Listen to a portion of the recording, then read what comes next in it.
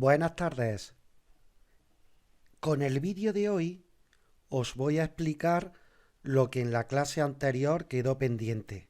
Y se trata de llevar a cabo el cálculo de la composición centesimal de un compuesto. Vamos a ver en la siguiente diapositiva qué es eso.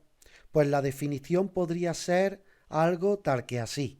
La composición centesimal de un compuesto es el tanto por ciento en masa de cada uno de los elementos que lo componen. Dicho con otras palabras, se trataría de establecer el porcentaje con el que cada uno de los elementos que constituyen el compuesto contribuye a la masa molecular del mismo. Pasamos a la siguiente diapositiva. Siguiendo con nuestro ejemplo simbólico del plato con frutas, si por ejemplo cada uno de los plátanos tuviese una masa de 100 gramos, la pera tuviese una masa de 60 gramos y la manzana una masa de 40 gramos, pues eso haría un total de 100 más 100, 200, 60 más 40, 300. Eso significaría que en este caso en concreto habría 300 gramos de masa. Ahora nosotros diríamos, si de un total de 300 gramos, 200 gramos los pone el plátano, eso significa que el plátano está en un, por ejemplo, 70%. ¿De acuerdo?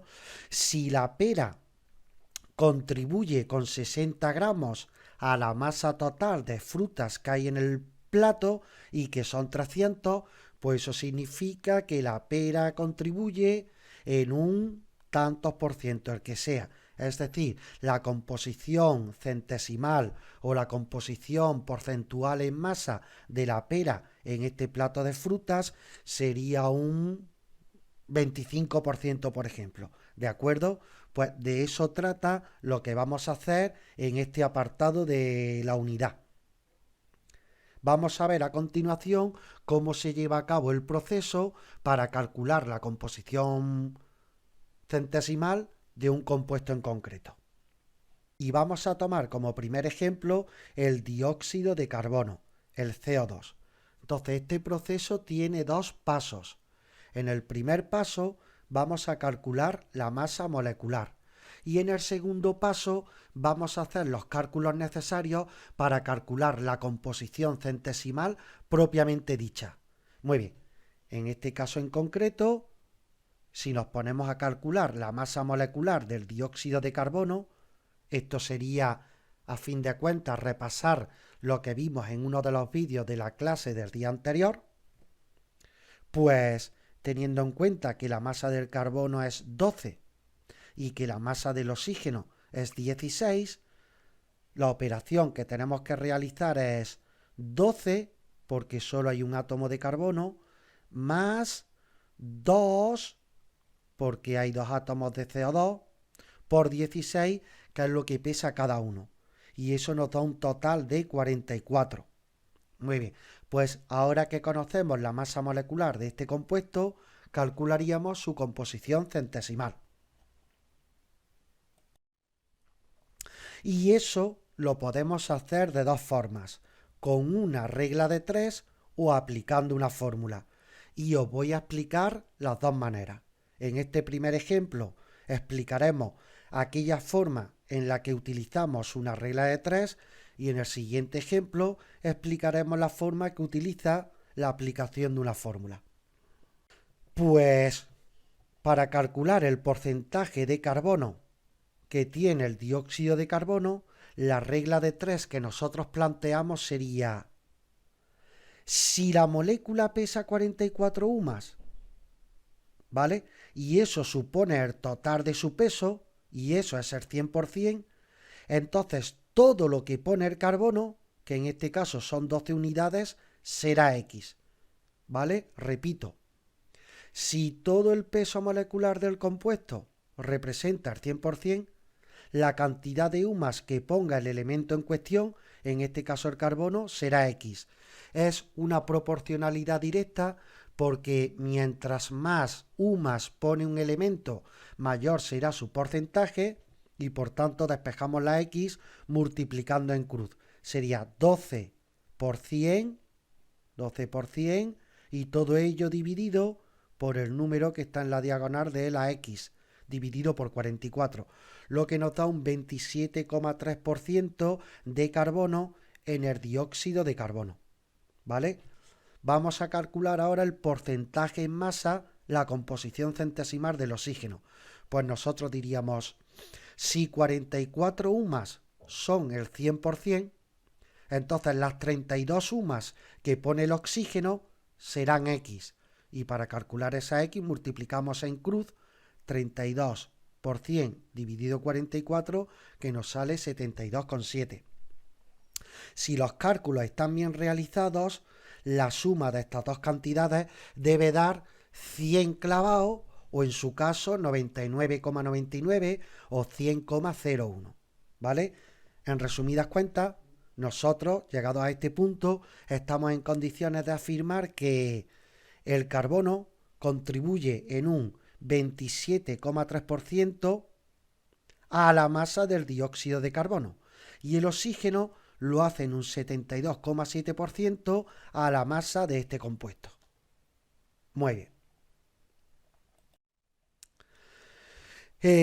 Para realizar estos cálculos aplicando la fórmula, lo que tenéis que aplicar es lo que estáis viendo ahora mismo en pantalla y que, si os dais cuenta, simplemente se trata de poner la X de la regla de 3 anterior ya directamente despejada. En cualquier caso, la estructura matemática de esta fórmula es la que corresponde siempre que se calcula un porcentaje y que os digo de forma genérica. Arriba siempre se pone un parcial. En este caso, ese parcial corresponde a la masa que en cada caso aporte el elemento cuya composición estemos calculando. Abajo se pone un total, que en este caso se corresponde con la masa del compuesto, y para convertirlo en una cantidad referida a 100, ese cociente tiene que ser multiplicado por 100, ¿de acuerdo? Es decir, esta es la fórmula que utilizamos para calcular cualquier tipo de porcentaje. Arriba un parcial, el que nos interese, abajo un total previamente conocido y todo ello multiplicado por 100. Bueno, pues en este segundo ejemplo vamos a calcular la composición centesimal o porcentual del óxido de aluminio, que también se conoce como trióxido de dialuminio. Entonces, en primer lugar tenemos que calcular su masa molecular. Pues teniendo en cuenta, y esto no lo van a decir, que la masa del aluminio son 27 UMAS y que la masa del oxígeno son 16 UMAS, la operación que tenemos que hacer para calcular la masa molecular sería 2 por 27. Multiplicamos por 2 porque hay dos átomos de aluminio y 27 es lo que pesa cada uno de ellos, más 3 por 16. 3 porque 3 átomos de oxígeno hay en la molécula y 16 porque es lo que pesa cada uno de ellos. Y eso nos da un total de 102 unidades de masa atómica. A continuación, en la siguiente diapositiva, vamos a calcular el porcentaje de aluminio y el porcentaje de oxígeno y en esta ocasión lo haremos aplicando la fórmula. ¿De acuerdo? De las dos maneras que tenemos, en este segundo ejemplo, vamos a aplicar la fórmula que hemos explicado con anterioridad. Aprovecho para deciros que aquellos chavales que vayáis a cursar la asignatura de química en cursos posteriores, en cursos venideros, pues os aconsejo que os acostumbréis al uso de esta fórmula, ¿de acuerdo? Primero, porque permite un cálculo mucho más compacto, digamos, y mucho más rápido. Y en segundo lugar, y esto es lo más importante, es porque esta fórmula, al fin y al cabo, o mejor dicho, la composición centesimal, al fin y al cabo, lo que esconde es un factor de conversión. Entonces, si os familiarizáis con el uso de la fórmula para calcular el porcentaje de un elemento, vais a estar más preparados para luego dar el salto a utilizar composiciones centesimales en forma de factores de conversión, cosa que tendréis que hacer antes o después, ¿De acuerdo? Entonces, con todo mi cariño y con toda mi buena fe, aquellos chicos que vayáis a cursar esta asignatura en cuarto y en bachillerato, os recomiendo que en lugar de hacerlo con regla de 3, lo hagáis aplicando la fórmula. Si a algún chavalín o alguna chavalina le cuesta, pues que lo haga con la regla de 3, no hay ningún problema. Bueno, hecho ese comentario, vamos a aplicar esta fórmula al caso concreto del óxido de aluminio que traemos entre manos y entonces las operaciones a realizar serían las siguientes. El porcentaje de aluminio, pues venga, en la fórmula arriba tenemos que poner la cantidad que pone el aluminio, que sería 2 por 27.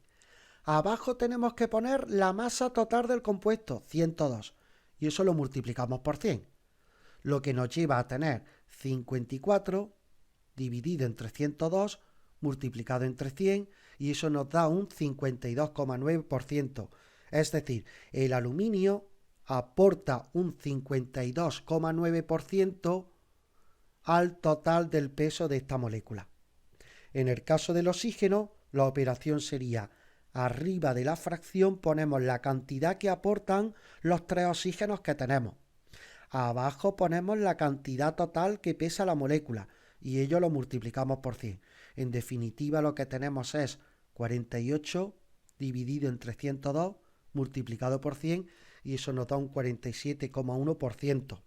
A modo de resumen, por tanto, podemos decir que el oxígeno contribuye en un 47,1% al peso de esta molécula, mientras que el aluminio lo hace en un 52,9%. Pues con este vídeo, digamos que acaba todo este bloque de cosas importantes y que no vienen de forma explícita en el libro, pero que se aprenden en tercero. ¿Qué haremos a partir de ahora?